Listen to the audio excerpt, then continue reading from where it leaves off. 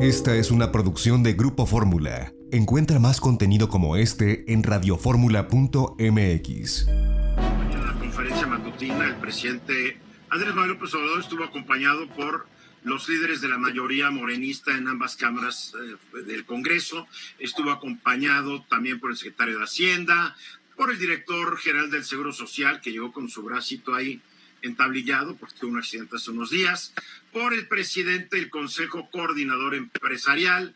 ¿Y cuál fue la idea? La idea fue anunciar una reforma a la ley de pensiones que pues se da por un hecho que ya va a ser aprobada al estar ahí los líderes de las mayorías. Sobre esto va a haber mucho de qué hablar, mi querido Luis Enrique. ¿Dónde ando? Luis Miguel. Sí, para ponerlo en perspectiva, la anterior reforma pensionaria que tuvimos en este país fue en 1997. Y, por decirlo de la manera más generosa posible con esa reforma, fue una reforma que tenía una visión muy optimista de qué iba a pasar. A la luz del tiempo, lo que tenemos es que nuestro sistema de pensiones tiene muchos defectos. Yo diría, el más importante es ninguna persona puede garantizar una jubilación digna a partir de lo que se tiene. Correcto. Las personas que ganan poco, por poner un ejemplo, es real la cifra, las personas que ganan entre 1 y 2 salarios mínimos recibirían, suponiendo que cotizaran el equivalente a 20, 22 años, recibirían 54% de su promedio. No oyeron mal, 54% de un salario mínimo. Y estamos hablando de salarios terribles, que son los famosos salarios bases de cotización, ¿no? Y en el otro extremo, y no quiere decir que sean ricos, los que ganan 5 salarios mínimos o más tienen garantizada la fabulosa cifra de 34% de su salario, suponiendo que cotizaran 1,250 semanas. ¿Que son cuántos años? Un titipuchal de años, ¿no? 20 y tantos años. ¿Qué es lo que cambia la reforma, la propuesta de reforma? Número 1, se reduce el número de semanas de cotización obligatorias de 1,250 a 750. ¿Por qué? Porque las estadísticas lo que están diciendo es casi imposible estadísticamente que una persona cotice 1,250 semanas considerando cómo funciona el mercado laboral. Se necesita prácticamente no dejar de trabajar en la economía formal para alcanzar esa cifra. Correcto. Y la otra cosa que me parece muy importante es, se garantizan mejores niveles de pensión al final del periodo productivo.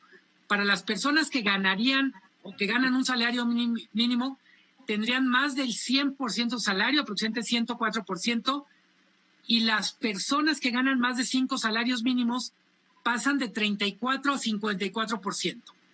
¿Dónde está el truco?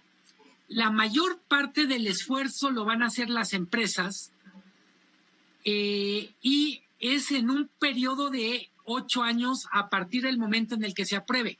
Para llegar al porcentaje que ahora tendrán que aportar los patrones. Totalmente. Porque alguien dirá, seguramente con toda razón, bueno, ¿cómo se les ocurre ahorita pedir más esfuerzo a los empresarios en medio de la pandemia? No es un tema que tenga que ver con la pandemia, tiene que ver con una bomba de tiempo que no estaba resuelto, que es nuestro sistema de pensiones, y mucho de esto va a empezar a operar entre el 21 y el 29. ¿Qué me parece relevante?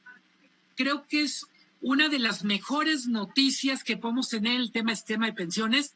Lo hemos comentado, había mucho temor de que la gran reforma de pensiones de este sexenio fuera para expropiar los ahorros. Podemos decir que lo que están anunciando cierra la puerta a esa posibilidad. Por el momento, ¿no? No, yo diría que va en serio. Sinceramente, lo que hay es una apuesta por relanzar el sistema de pensiones, por volverlo creíble, por volverlo viable. El gran problema con nuestro sistema de pensiones es, en cualquier caso, sigue teniendo muchos hoyos negros. El primero más importante es la informalidad y el segundo, hay que decir, lo que se anuncia tiene que ver con el sistema formal que cubre más o menos 30% de la población. Hay otros sistemas de pensiones que no están tan fondeados. Todo el que tiene que ver con universidades públicas, Claro. con gobiernos estatales. Entonces yo diría, es un paso en la dirección correcta, en un contexto en donde llevamos tanto rato hablando de enfrentamientos entre gobierno y empresarios. Yo diría que una de las mejores noticias es que se pudieron poner de acuerdo para algo que vale la pena. Bien.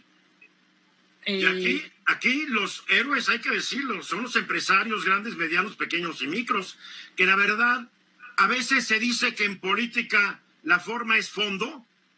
Se me hace totalmente inapropiado que hoy sentaran al presidente del Consejo Coordinador Empresarial en la segunda fila, cuando bien podría haberse ido para atrás el director de Seguro Social u otros, porque los que van a aportar la lana no es el gobierno, son los empresarios. Y creo que como que fue un festejo, viva este gobierno, no, vivan los empresarios, son los que van a poquinar la lana. Marco Paz, yo diría... ¿qué decía Luis Miguel? No, que no podría estar más de acuerdo contigo. En las formas me parece que hay que darle más crédito, no solo a los empresarios, también los sindicatos actuaron bien. Sí, y también Carlos Aceves sentadito atrás. Podrían haber puesto más asientos adelante. Marco Paz. Yo creo que es un gran logro de Carlos Salazar del Consejo Coordinador Empresarial, que tejió fino desde hace meses esta reforma y logró convencer a unos y a otros, a la gente de Hacienda, al propio presidente y a los empresarios. Segundo, es un esfuerzo de los empresarios en un momento crítico y creo que va en el sentido adecuado. Tercero, es un gran incentivo para ayudar a combatir la informalidad. Ahora sí se pone atractivo entrar a un sistema formal. Lo que falta es cómo se va a corregir esto en el sector público, que es un tema bastante complicado debido a la situación de las finanzas públicas. Tendría que ser similar, si no, habría tratamiento diferenciado y eso sería muy preocupante. Pues también anunciaron la reforma de las pensiones de los trabajadores del Estado, también se anunció. Y también ahí el que va a tener que dar es el gobierno. A ver si tiene capacidad. A ver si tiene la lana, ¿verdad? Félix, estás muy abajo, Félix, Yo no te veo. Tengo una pregunta para Luis Gracias, Miguel. ¿No se presta esto también al pagarnos los empresarios de repente para contratación en esquemas tipo, mira, aquí con este contrato te voy a pagar 5 salarios mínimos y por fuera te voy a dar otros incentivos? Es decir, no registrar todo el salario de algunos empleados. ¿No se presta para eso? La respuesta corta es sí, pero lo que hay que decir es que poner remedio a esa práctica tiene que ver con otros instrumentos. En términos generales, México es un país que, vamos a decir, tiene una anomalía gigantesca y es el subregistro de los salarios.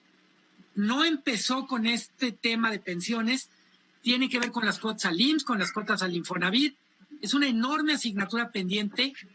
Yo lo que recuperaría es, frente a un tema del que empezamos a hablar con cierta naturalidad, como esto es una bomba de tiempo, va a estallar.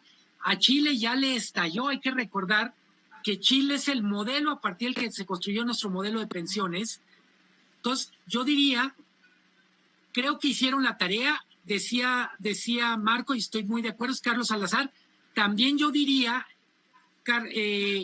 Arturo Herrera en Hacienda hizo la tarea, el equipo de Hacienda trabajó muy bien. Creo que se lo tenían muy calladito, son 6 meses de trabajo y me parece que en un contexto donde ha predominado noticias de enfrentamiento entre empresarios y gobierno, la noticia no puede ser minimizada, es espectacular, insisto, en este contexto. Sí hay un tema, encarece, siguiendo el razonamiento de Félix, encarece la diferencia entre ser formal e informal. Claro. Me parece que es un tema en el que nos tenemos que poner las pilas como país. Y analizar qué tanto golpea esto a los empresarios pequeños y micro, porque ellos pueden resultar muy golpeados, porque es un aumento fuerte. Sí, que es cómo se le puede apoyar a alguien que quiera hacer las cosas bien, pagar impuestos, registrar a los trabajadores con lo que ganan. La verdad es que el sistema tiene previsto sanciones para los que no cumplen, pero no tiene sanciones para los héroes que cumplen con una ley que parece que está hecha para para superatletas o para superhéroes. Esta fue una producción de Grupo Fórmula. Encuentra más contenido como este en radioformula.mx.